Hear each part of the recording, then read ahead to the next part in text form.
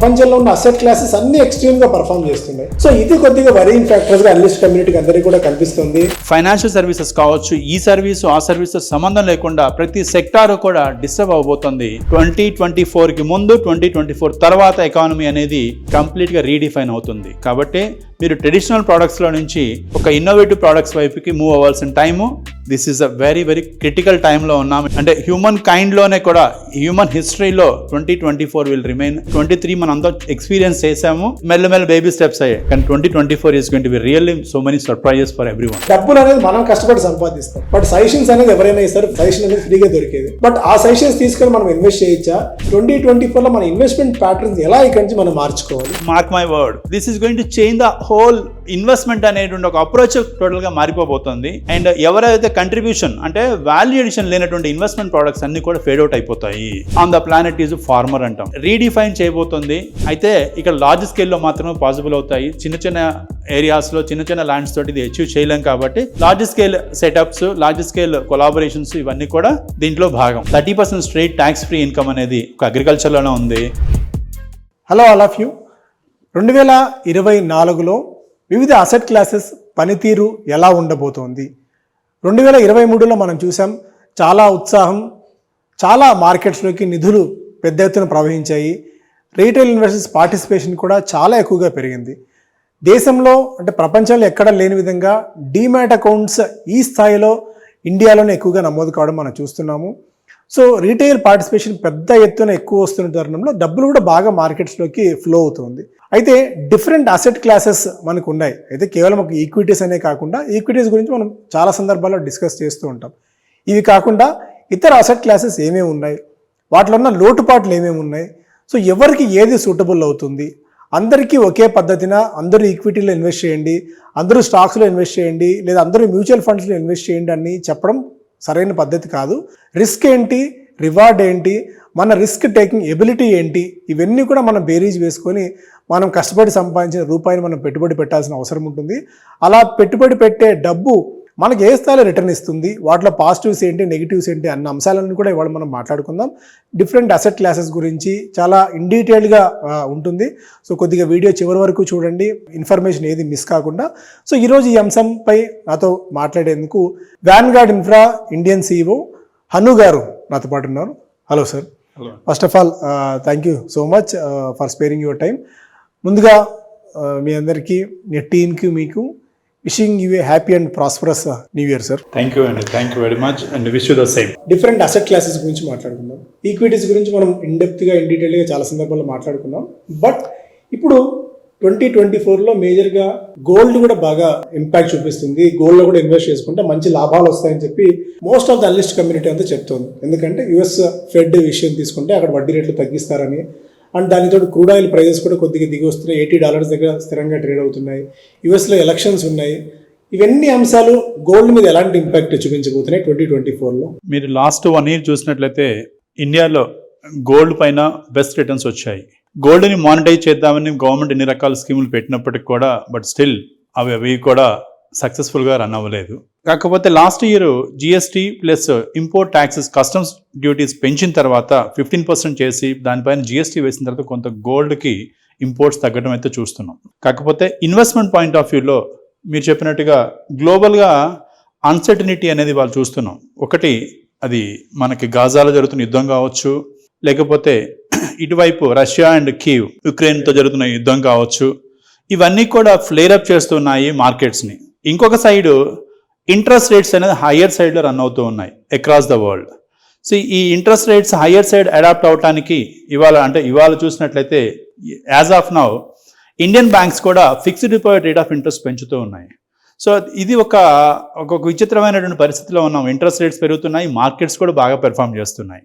మరి gold as asset class అంటే ఇప్పటివరకు జరిగిన మార్కెట్లో అంటే ఇంత బుల్లిష్గా ఉంటుందా, ఈ రకమైన రిటర్న్స్ వస్తాయా అంటే నేను కంప్లీట్గా అగ్రీ చేయను. కొంత పోర్ట్ఫోలియోలో మీ అసెట్ అలొకేషన్ అనేది కొంత భాగం వరకు మీరు తప్పకుండా గోల్డ్ని అక్యూములేట్ చేసుకుంటూ పోవచ్చు. సో ఇంటర్నేషనల్ మార్కెట్స్లో చూస్తే ఔన్స్ గోల్డ్ $1,600 నుంచి $2,000, ఇప్పుడు ఈ మధ్య $2,000 పైనే ఆల్మోస్ట్ $2,080 దగ్గర ట్రేడ్ అవుతూ వస్తుంది.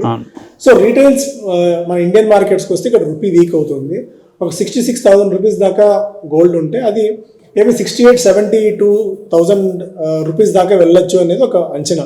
సో ఇక్కడ నిజంగా గోల్డ్లో కనుక ఇన్వెస్ట్ చేసినట్టయితే అంటే అంత రిటర్న్స్ ఎక్స్పెక్ట్ చేయవచ్చా? అంటే ఒకవేళ నిఫ్టీలో లాస్ట్ ఇయర్ 20% రిటర్న్ వచ్చింది, గోల్డ్లో 12 to 13% ఆర్డర్ రిటర్న్ వచ్చింది 2023లో. సో 24లో మనం ఎంతవరకు రిటర్న్స్ ఎక్స్పెక్ట్ చేయవచ్చు గోల్డ్లో? ఇండియాలో ఎలక్షన్స్ ఉన్నాయి, అమెరికాలో ఎలక్షన్స్ ఉన్నాయి, జియో పొలిటికల్గా ఎక్కడా కూడా స్టేబుల్ ఎన్విరాన్మెంట్ లేకపోవడం వలన గోల్డ్ అనే ఒక సేఫ్ హేవెన్ అనే ఉద్దేశంతో ఇన్వెస్ట్మెంట్కి జనాలు మొగ్గు చూపుతున్నారు. కాబట్టి 2024 కూడా సిమిలర్గా more or less 10 to 12% rate of return అనేది అయితే గోల్డ్లో ఎక్స్పెక్ట్ చేయొచ్చు. సో ఒకవేళ 100 రూపాయలు మనం ఇన్వెస్ట్ చేస్తుంటే గోల్డ్కి ఎంతవరకు అలొకేషన్ మనం చేయాల్సిన అవసరం ఉంటుంది? ఒకవేళ గోల్డ్ ఇన్వెస్ట్మెంట్ అంటే అదేదో గోల్డ్ కాయిన్ కొందామనో లేకపోతే గోల్డ్ జ్యువెలరీ కొందామని అనుకోవాలా, లేకుంటే ఇంకా ఏమేమి దానిలో మనకు క్లాసిఫికేషన్స్ ఉన్నాయి? సో గోల్డ్ వరకు వచ్చేసేటప్పటికి ఇండియాలో సావరిన్ గోల్డ్ బాండ్స్ ఉన్నాయి మనకి. అండ్ అంటే రీసెంట్గా కూడా క్లోజ్ అయిపోయాయి కొన్ని. ఫస్ట్ ఇన్వెస్ట్ చేసిన వాళ్ళకి మంచి రిటర్న్స్, దాదాపు 20% వరకు కూడా రిటర్న్స్ వచ్చాయి సావరిన్ బాండ్స్లో. లాస్ట్ అక్టోబర్ నుంచి గోల్డ్ రేట్స్ చూసినట్లయితే మీరు చెప్పినట్టుగా ఇవాళ 66,000 రూపాయలకు వెళ్ళింది. అంతకుముందు దాదాపు 45,000 నుంచి దాదాపు 66,000 రూపాయల వరకు టచ్ అవుతూ ఉంది. 24 క్యారెట్ మాట్లాడుకుంటున్నాం. ఒక ఆర్నమెంట్ ఒకటే కాకుండా గోల్డ్ ఈటీఎఫ్స్ ఉన్నాయి మీరు గోల్డ్ ఇన్వెస్ట్ చేసుకున్నట్లయితే. అలాగే మీరు 100 రూపాయలు మీరు కనుక మీరు టోటల్ ఇన్వెస్ట్మెంట్ వాల్యూ అయినట్లయితే దాంట్లో కనీసం 20-25% మీరు ఒక ఫిజికల్ అసెట్ క్లాస్ కింద, ఒక సేఫ్ హెవెన్ కింద మీరు ఏ రోజైనా లిక్విడేట్ చేసుకునే విధంగా ఉండే ఒక అసెట్ క్లాస్ కాబట్టి మీరు గోల్డ్లో డెఫినెట్గా పెట్టుకోవచ్చు. ఓకే, మరి 10 to 12% రిటర్న్ వస్తుంది అంటున్నాను కదా, మరి మిగతా అసెట్ క్లాస్ ఏది కూడా ఆ మాత్రం గ్యారంటీ కూడా ఆ మాత్రం రిటర్న్స్ కూడా లేని పరిస్థితుల్లో మీరు తప్పకుండా ఈ రిటర్న్స్కి మీరు ఇన్వెస్ట్ చేసుకోవచ్చు. గోల్డ్ అయిపోయింది ప్రధానమైన అసెట్ క్లాస్. ఫిక్స్డ్ డిపాజిట్స్ కానీ ఆర్ఎల్స్ కార్పొరేట్ డిపాజిట్స్ కానీ కార్పొరేట్ బాండ్స్ కానీ ఉన్నాయి. ఇంట్రెస్ట్ రేట్స్ అండ్ ఇన్ఫ్లేషన్ బాగా ఉంది కాబట్టి రిజర్వ్ బ్యాంక్ ఆఫ్ ఇండియా వడ్డీ రేట్లు తగ్గించేందుకు ఏమాత్రం అంతగా సుముఖత చూపించట్లేదు. బట్ మేబీ 24లో వడ్డీ రేట్లు తగ్గుతాయని అంచనాలు అయితే ఉన్నాయి. ఒకవేళ ఫిక్స్డ్ డిపాజిట్స్ కానీ లేకుంటే బయట కొన్ని ప్రైవేట్ కంపెనీస్ ఆర్ఎల్స్ కార్పొరేట్ బాండ్స్ కూడా 9%, 10% దాకా ఆఫర్ చేస్తున్నాయి. బట్ అట్లా రిస్క్ ఎంత ఉంది? 2024లో మనం ఏదైనా బాండ్స్లో కానీ లేదంటే ఫిక్స్డ్ డిపాజిట్లో కానీ ఇన్వెస్ట్ చేస్తే లాభాలు వచ్చే అవకాశాలు ఎంతవరకు ఉన్నాయి? ఇవాళ కొన్ని సేవింగ్స్ అకౌంట్స్ చూసినట్లయితే 7% రేట్ ఆఫ్ రిటర్న్ కూడా ఇస్తున్నాయి మీకు. ఎవ్రీ మంత్ మీ అకౌంట్లో క్రెడిట్ అవుతున్న విధంగా, అంటే మార్కెట్లో 7% రేట్ ఆఫ్ రిటర్న్ క్రెడిట్ అవుతుంది. ఫిక్స్డ్ డిపాజిట్స్ చూసినట్లయితే ఇవాళ 7.5, 8 to 8.5% వరకు కూడా ఇవాళ యాజ్ ఆఫ్ నో వడ్డీ రేట్లు అందరూ కూడా పెంచారు. Okay, RBI monetary policy Titan చేయలేదు అంటే లూజ్ చేస్తుంది అంటే రేపు ఇంట్రెస్ట్ రేట్లు తగ్గుతాయి అనుకున్నప్పటికీ కూడా మార్కెట్లో నుంచి క్యాష్ని అయితే ఇంత ఇబ్బడిముబ్బడిగా ఇచ్చే పరిస్థితిలో లేదు. అంటే కోవిడ్ తర్వాత వచ్చినటువంటి క్యాష్ ఫ్లోస్ని కొంత రెస్ట్రిక్ట్ చేయాలనే ఉద్దేశంతో చూస్తూ ఉంది. అందుకోసమే మీకు ఎన్బిఎఫ్సిస్ చూసినా, ఫిన్టెక్ కంపెనీస్ చూసినా వాటన్నిటినీ కూడా ఒక ఫ్రేమ్వర్క్లో తీసుకొచ్చేసేసి మీ లెండింగ్ ప్రాక్టీసెస్ని కంట్రోల్ చేయాలి. లేకపోతే ఇక్కడ స్మాల్ మీడియం బిజినెసెస్కి లెండింగ్ అనేది తగ్గిపోయింది. వేరేజ్ రీటైల్ ఇన్వెస్టర్స్కి పర్సనల్ లోన్స్ రూపంలో దాదాపు 40 లక్షల కోట్ల రూపాయలు రీచ్ అయింది మార్కెట్ సైజ్ ఇవాళ. So there is a concern from RBI. ఇది ఎప్పుడైనా సరే ఇబ్బంది అయితే ఎకానమీ మొత్తం కూడా డిస్టర్బ్ అవుతుందని చెప్పేసి అన్సెక్యూర్డ్ లోన్స్లో, పర్సనల్ లోన్స్ పైన స్పెసిఫిక్గా అంటే ఇంట్రెస్ట్ రేట్సే కాకుండా రూల్స్ని రిస్క్ వెయిటేజ్ పెంచడం జరిగింది ఆర్బీఐ. దాని మూలంగా ఒకవైపు ఏమో ఇంట్రెస్ట్ రేట్లు తగ్గుతాయి, ఇంకొక వైపు క్యాష్ లభ్యత కూడా తగ్గుతుంది, కొంత ఇన్ఫ్లేషన్ తగ్గిస్తాము. సో మీకు ఇక్కడ ఉన్నటువంటి అసెట్ క్లాసులు మరి ఎక్కడ ఇన్వెస్ట్ చేయాలి? మరి అలాంటి పరిస్థితుల్లో ఫిక్స్డ్ డిపాజిట్తో పాటుగా మనం ఫిక్స్డ్ డిపాజిట్ అనుకుంటున్నాము, at the same time bonds, government securities, government borrowing కూడా పెరుగుతూనే ఉంది. నెక్స్ట్ ఫైనాన్షియల్ మనకి రేపు బడ్జెట్ కనుక ప్రవేశపెట్టినట్లయితే there are so many changes which we are expecting. Elections ముందు బడ్జెట్ మరి అలాగే కొంచెం అట్రాక్టివ్గా కూడా ఉంటుంది. అయినప్పటికీ కూడా ఈ క్యాష్ అనేది మార్కెట్లో అయితే గవర్నమెంట్కి ఆర్ కార్పొరేట్స్కి అయితే అవసరం ఉంది. అండ్ క్యాపిటల్ ఇంక్రీజ్ చేయాల్సిన అవసరం ఉంది, స్పెండింగ్ అనేది పెరగాల్సిన అవసరం ఉంది. కాబట్టి ఆ అవైలబిలిటీ చూస్తూ మనకి ఉన్నటువంటి ఆపర్చునిటీస్లో ఫిక్స్డ్ డిపాజిట్స్, కార్పొరేట్ బాండ్స్ లేకపోతే గవర్నమెంట్ సెక్యూరిటీస్లో కూడా మనం ఇన్వెస్ట్ చేసుకోవచ్చు. This is safe haven based on the age and మీ రిస్క్ని బట్టి. 100 రూపాయలు ఇన్వెస్ట్ చేసుకుంటే గోల్డ్కి సమ్ % ఆఫ్ అలొకేషన్ ఉంది. ఈ ఎఫ్డి కూడా ఎఫ్డీలో కానీ కార్పొరేట్ బాండ్స్లో కానీ అందరూకి ఇది ఉపయుక్తంగా ఉంటుందా, ఉపయోగపడుతుందా?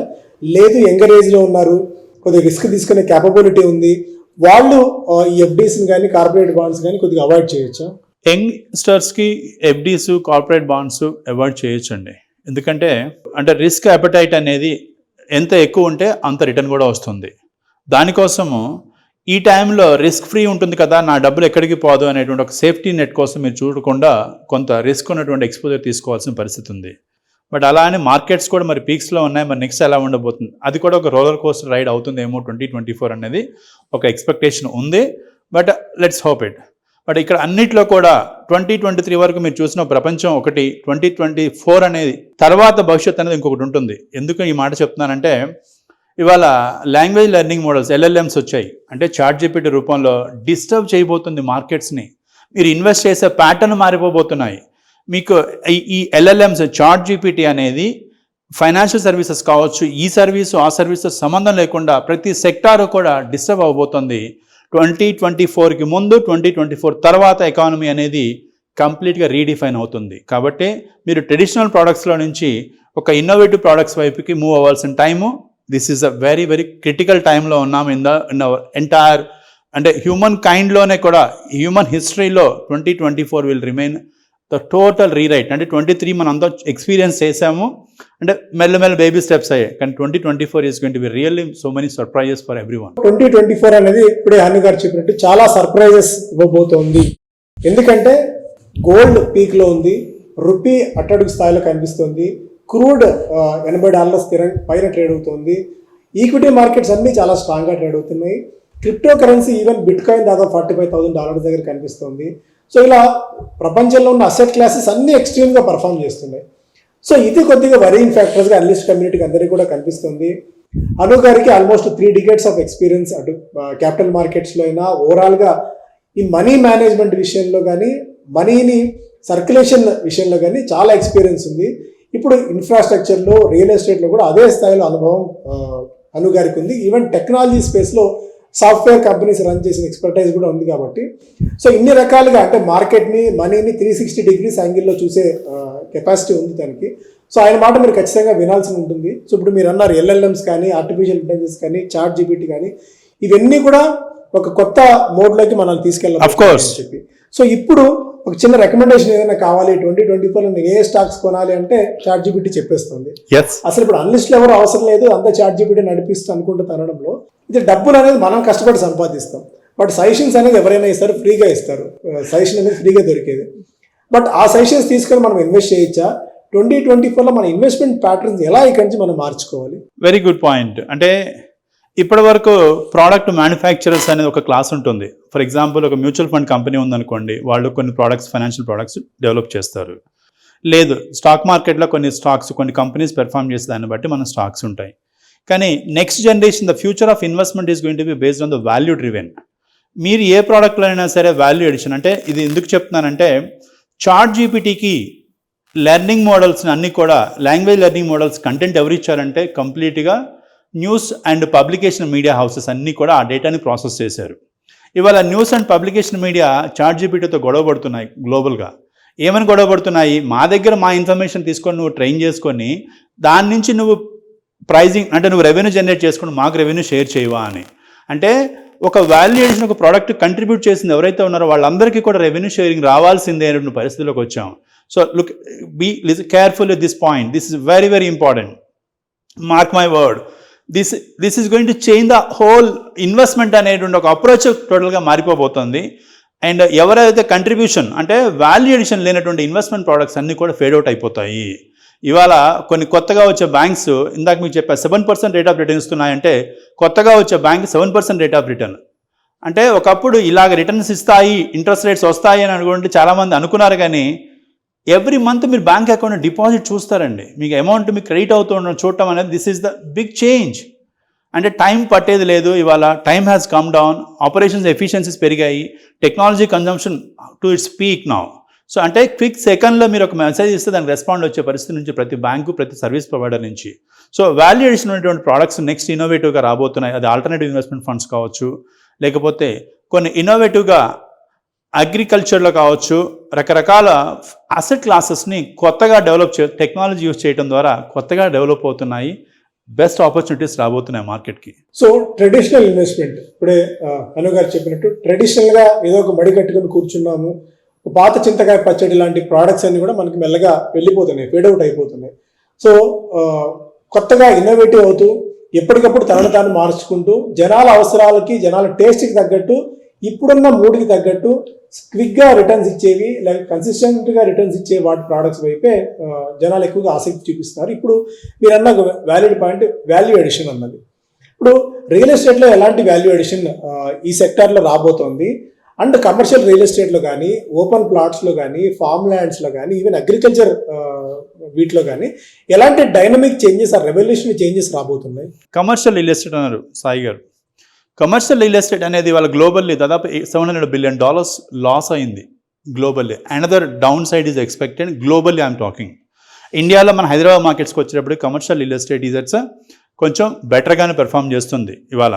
ఓకే, ఎందుకు మనకు ఆక్యుపెన్సీ రేట్స్ ఎక్కువ ఉన్నాయి. ఎందుకు జరుగుతుంది commercial real estate across the world? After great depression తర్వాత ఒకటైతే, సెకండ్ 2008లో మెల్ట్ డౌన్ అయిన తర్వాత మార్కెట్స్ అన్ని కూడా కరెక్షన్ అయినప్పుడు, ఇది సబ్ ప్రైమ్ క్రైసిస్ వచ్చినప్పుడు యూఎస్లో జరిగాయి. మళ్ళీ థర్డ్ టైం వాళ్ళు జరుగుతుంది because of the interest rates, higher rate of interest. And ఇవాళ అమెరికాలో 5.5, 5.75 జంబో లోన్స్ కానివ్వండి, అంటే 30 years లోన్స్ అన్నీ కూడా, హౌసింగ్ లోన్స్ కూడా still they are hovering at higher rate. So ఇవి దీనివల్ల కమర్షియల్ రియల్ ఎస్టేట్ అనేది చాలా దెబ్బతింటుంది. మార్కెట్లో బ్యాంక్రప్సీకి ఫైల్ చేస్తున్నారు, borrowers are not able to repay. So దీన్ని ఏ విధంగా మోడిఫికేషన్స్ జరుగుతున్నాయంటే, ఇక్కడే ఒక ఇన్నోవేటివ్ కాన్సెప్ట్ ఫ్రాక్షన్ ఓనర్షిప్. ఇందాక బిట్ కాయిన్ కూడా పెరుగుతుందన్న చూడండి.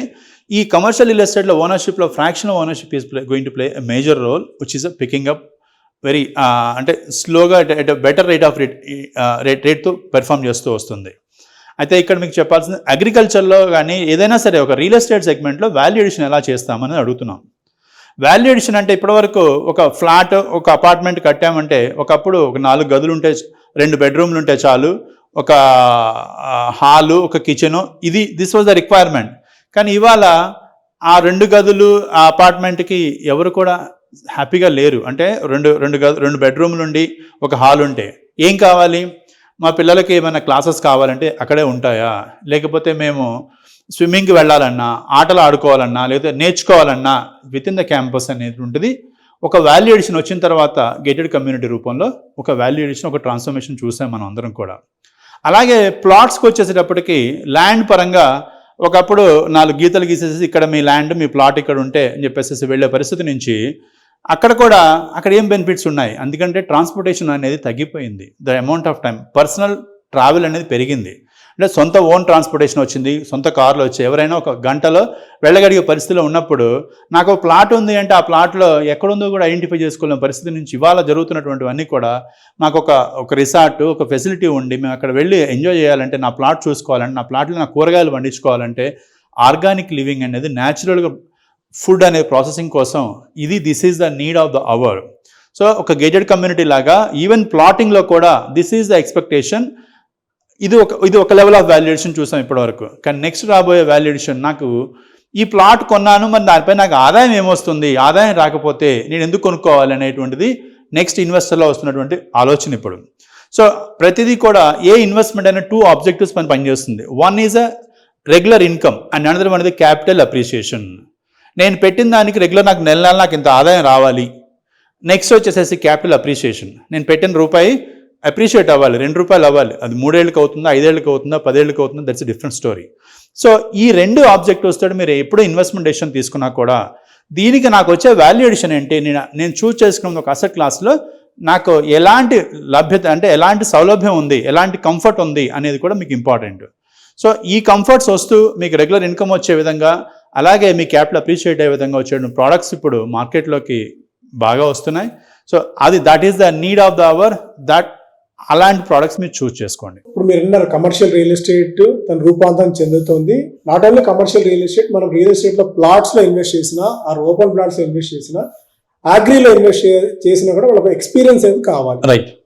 ఒక ఇన్వెస్ట్మెంట్కి చెప్పిన రేట్ ఆఫ్ రిటర్న్ కూడా రావాలి, రిటర్న్తో పాటు ఒక ఎక్స్పీరియన్స్ కూడా వాళ్ళకి కావాలి. సో ఇప్పుడు అంటే వ్యాన్గార్డ్ పాయింట్ ఆఫ్ వ్యూలో చేస్తే, అంటే మీరు ఎంత ఇన్నోవేటివ్గా ఈ ప్రోడక్ట్ని జనాల్లోకి తీసుకెళ్తున్నారు, మీ యూఎస్పీ ఏంటి? సో బేసిక్గా వ్యాన్గార్డ్ ఏం చేస్తుందంటే అండి, ఒక అండర్ వాల్యూ ఉన్న ఒక అసెట్ క్లాస్, అంటే ఒక ఏరియాని, ఒక లొకేషన్లో ఎక్కడెక్కడైతే సర్టన్ పారామీటర్స్ బేస్లో ఉందో, సర్టన్ డేటా పాయింట్స్ బేస్ చేసుకొని ఒక ల్యాండ్ని ఐడెంటిఫై చేస్తుంది. ఇప్పటి వరకు టెక్నాలజీ గురించి మనం మాట్లాడుకున్నాం. టెక్నాలజీ అన్ని విభాగాలు టచ్ చేసింది. మీరు ఐటీ రూపంలో కావచ్చు, లేకపోతే మ్యానుఫ్యాక్చరింగ్ రూపంలో కావచ్చు, మ్యానుఫ్యాక్చరింగ్ కంపెనీస్లోని కూడా ఐఓటీ అనండి, ఏఐ కానివ్వండి, ప్రతిదీ టచ్ చేసింది. ప్రతిరోజు మన జీవనం, ప్రతి day to day life activities చూసినట్లయితే మీరు బ్యాంక్ ఆపరేట్ చేయడం కానీ, మీరు సోషల్ కానివ్వండి, everything and anything, even me groceries order చేసుకోవడం, ఇంటి దగ్గర డెలివరీ దగ్గర నుంచి ఎవ్రీథింగ్ టెక్నాలజీ వచ్చింది. మరి ఇంకా టెక్నాలజీ రానటువంటి ఏరియా ఏది అని చూస్తే, ఇంకా ఇన్నోవేటివ్గా డెవలప్ అవ్వాల్సిన ఏరియా అగ్రికల్చర్ అనేది. That is what we been working for the last 2.5 years. ఈ 2.5 years మేము ఏం చేసామంటే, అగ్రికల్చరు రైతే రాజు అంటూ ఉంటాం, కానీ యాక్చువల్గా మా దృష్టిలో మేమేం బిలీవ్ చేస్తామంటే, biggest entrepreneur on the planet is farmer అంటాం. ఎందుకు? ఆ రైతుకి వచ్చిన వంశపారంపర్యంగానో వారసత్వంగానో వచ్చినటువంటి ల్యాండ్ని తనకు తెలిసినా తెలియకపోయినా, నష్టం వస్తుందని తెలిసినా కూడా ప్రతి సంవత్సరం కూడా దాంట్లో ఇన్వెస్ట్ చేస్తూనే పోతూ ఉంటాడు. మరలా దానికి అప్పు చేస్తాడు, ఆదాయం వస్తే దాని అప్పు తీర్చుకుంటాడు. సో మరి ఇప్పుడు ప్రైవేట్ సెక్టార్లో మనం చూస్తూ ఉంటాం ఎంటర్ప్రెన్యూర్స్ ఇలా వీళ్ళందరికంటే కూడా they are the biggest entrepreneurs on the planet. మేము బిలీవ్ చేసేది, స్కిల్లింగ్ ఎవరికి జరగాలి అంటే, చదువుకున్న వాళ్ళకి స్కిల్లింగ్ చేస్తున్నాం, ఇట్ ఈస్ ఓకే. బట్ సిమిలర్గా అగ్రికల్చర్లో వాళ్ళకి స్కిల్లింగ్ అనేది అవసరం. Life long that is the profession. So అంటే కలెక్టివ్గా ఇంతమంది ఫార్మర్స్ ఈ దేశంలో ఉన్న వాళ్ళందరినీ కూడా కలిపి చూస్తే, దాని ఇవాళ ఇండియా ఇప్పటికీ కూడా దాదాపు 60% మన జీడిపి అనేది వ్యవసాయ ఆధారంగానే ఉండింది. మరి ఇంత పరిస్థితిలో ఉన్నప్పుడు ఆ వ్యవసాయాన్ని మనం ఏం చేయగలుగుతామో, ఒక టెక్నాలజీని వాడుకుంటూ, మరి ప్రొడ్యూస్ చేసిన ప్రొడ్యూస్కి రైతుకు మార్కెట్ రేటు తగ్గట్లేదు కాబట్టి మనకి రేటు రావట్లేదు, రైతు నష్టపోతున్నాడు అంటున్నాం. సో దానికి ఏం చేయాలనేటువంటి ఆలోచనతో మొదలైనటువంటిదే. మరి ఆ ప్రొడ్యూస్ని as a right shelf life తక్కువ ఉంటుంది ఏ వస్తువు ప్రొడ్యూస్ చేసినా కూడా, అందుకోసం స్టోరేజ్ చేయలేము. మరి స్టోరేజ్ చేయగలిగే విధంగా ఉండాలి అంటే దాన్ని ప్రాసెస్ చేయాలి. దాన్ని ప్రాసెస్ చేసేయాలంటే మనకి ఫుడ్ ప్రాసెసింగ్ యూనిట్స్ ఉండాలి. సో ఒక agriculture with food processing units తోటి జాయింట్గా టుగెదర్గా మనం డెవలప్ చేసిన ప్రోడక్టే గ్రో అగ్రోస్ అనేది. సో దీంట్లో ఏంటంటే ఒక్కొక్క ఇన్వెస్టర్స్ అనేది, లేకపోతే ఎవరెవరైతే interested, similar kind of interest ఉన్న people, they can join. And వాళ్ళ ఇన్వెస్ట్మెంట్ ఆబ్జెక్టివ్స్ని బట్టి మనం అసెట్ క్లాసెస్ని మనం రికమెండ్ చేస్తూ ఉంటాము. దాంట్లో భాగంగా ఇక్కడ రెగ్యులర్గా ఇయర్లీ ఇన్కమ్ ఇస్తాము, at the same time capital appreciation అనేది, ఈ 2 ఆబ్జెక్టివ్స్తోనే ఈ ప్రోడక్ట్ పనిచేస్తుందండి. అంటే టాక్సబుల్ పాయింట్ ఆఫ్ వ్యూలో కూడా నాకు తెలిసి అది అడిషనల్ బెనిఫిట్ ఉంటుంది. సో అగ్రికల్చర్ ఇన్కమ్ అనేది కంప్లీట్లీ ట్యాక్స్ ఫ్రీ ఇన్కమ్ ఇండియాలో. ఇప్పటివరకు మనకు చూస్తే ఉన్నటువంటి అన్ని స్లాబ్స్ కానివ్వండి, అవన్నీ ఎగ్జాస్ట్ అయిపోయి ఉన్నాం అందరం కూడా. ఇవాళ మనకి డిజిటల్ ట్రాన్సాక్షన్స్ అవడంతో ఇంకెక్కడా కూడా మనం ఏ రూపాయి ఖర్చు పెట్టినా కూడా దిస్ ఈజ్ విజిబుల్. అండ్ దానికి ట్యాక్సేషన్ పాయింట్ ఆఫ్ వ్యూలో మనం ఇచ్చేటువంటి అవకాశం ఏమన్నా ఉంది అంటే, ట్యాక్స్ సేవింగ్ ఒక ఆపర్చునిటీ ఉంది అంటే 30% స్ట్రైట్ ట్యాక్స్ ఫ్రీ ఇన్కమ్ అనేది ఒక అగ్రికల్చర్లోనే ఉంది. ఈ ఏరియాని ఏఐ ద్వారా, డ్రోన్స్ ద్వారా, టెక్నాలజీ వాడుకుంటూ ప్రాసెస్ పరంగా అండ్ ఎక్స్పోర్ట్స్ ఓరియంటేషన్ తోటి, ఇట్స్ నాట్ జస్ట్ మనది ఇక్కడ రీటైల్ మార్కెట్లో అమ్ముకుందామని అనే ఉద్దేశంతో కాదు. ఇది కూడా ఎందుకు చెప్తున్నానంటే, 1 ఎకరం ల్యాండ్ ఒక ఏరియాలో 50,000 రూపాయలు ఆదాయం సంపాదించినట్టు ఒక రైతుకి ఇంకొక ఏరియాలో, ఇంకొక దేశంలో 5 లక్షల రూపాయలు కూడా సంపాదిస్తుంది. మరి ఆ డిస్పారిటీ ఎందుకు ఉంటుంది అనేది మనం ఎప్పుడైనా ఆలోచన చేస్తే, ఆ రైతుకు కావాల్సిన స్కిల్స్, నాలెడ్జ్, ఆ క్యాపిటల్, ఏవైతే రిక్వైర్మెంట్స్ ఉన్నాయో ఇవన్నీ కూడా డిపెండెంట్గా ఉన్న రోజుల నుంచి ఇవాళ ఆ డిపెండెన్సీ తీసేసేస్తూ మనం కంప్లీట్గా ఇండివిజువల్గా ప్రతి ఇన్వెస్టర్కి కూడా చేతిలోకి ఇలాంటి అవకాశాన్ని తీసుకురావాలనే ఉద్దేశంతో స్టార్ట్ అయిందే వాన్గార్డ్స్ గ్రో అగ్రో.